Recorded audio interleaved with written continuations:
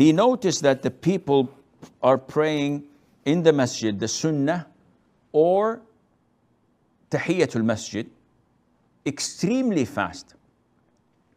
If they are praying extremely fast as you had described, Abu Ma'ruf, then what they're doing is totally wrong. Why? Because there are pillars of salat, and we all have to know these pillars. We have to learn them. And there are obligatory acts in salat, and there are voluntary acts in salat. We have to know the three categories, so we know when our prayer is valid or invalid. We know when we have to prostrate for forgetfulness or we don't, etc. Among the pillars of the salat, which was mentioned in the hadith known as al-musi' salatih, the one who does not know how to pray, who came 3 times to the masjid, prayed 2 rak'ahs, came to the Prophet ﷺ, gave salam. The Prophet replied the salam and said, go back and pray because you did not pray. So the man went again and prayed 2 rak'ahs and came, gave salam. The Prophet again replied to his salam and told him, go and pray, you did not pray. The 3rd time, the man said, O Prophet of Allah, teach me. I don't know how to pray other than what you had seen. So the Prophet ﷺ started to teach him the pillars.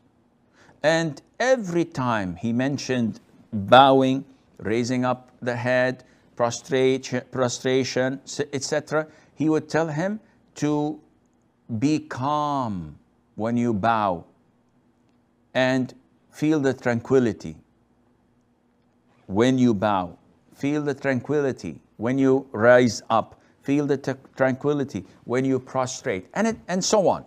So the scholars said that part of the pillars of salat is Tuma'ninah, tranquility, calmness, to be fixed in that pillar, whether sujood or ruku or sitting between the sujood, etc. To be fixed in the sense that you don't do like a chicken when it eats from the ground. You take your time, you prostrate, you bow, and this is known as Tumaninah. The way you've described that they bow but they don't completely bow and they raise their heads, and while they're raising their heads to stand up, they bend their knees and go for sujood. So actually it looks as if they are dancing the ballet rather than praying. This prayer is invalid.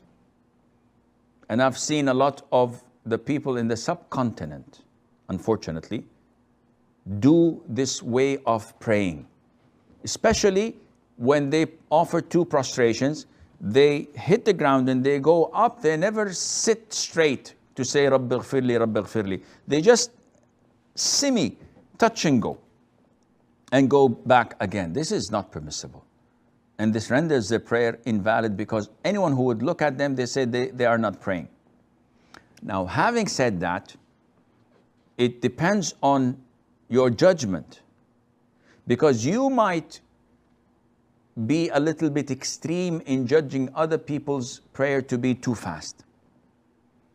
We know that the sunnah of Fajr, the one that you've mentioned in the first question, Mother Aisha used to describe to us how fast the Prophet ﷺ used to pray at home. And this is not a limited or a single case. No, this was a frequently performed and done sunnah and ritual.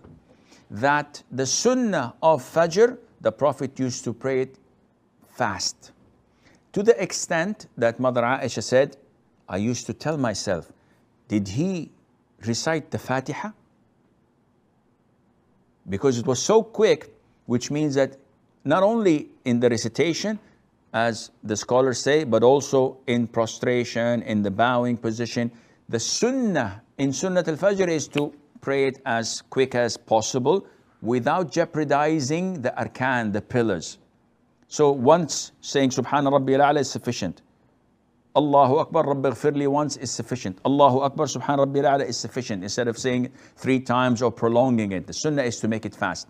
So again, your judgment has to be measured to see whether the prayer of these people you're criticizing is valid or not, whether they're doing their due diligence and they're fulfilling the conditions and the pillars and to what is needed or not. Then we can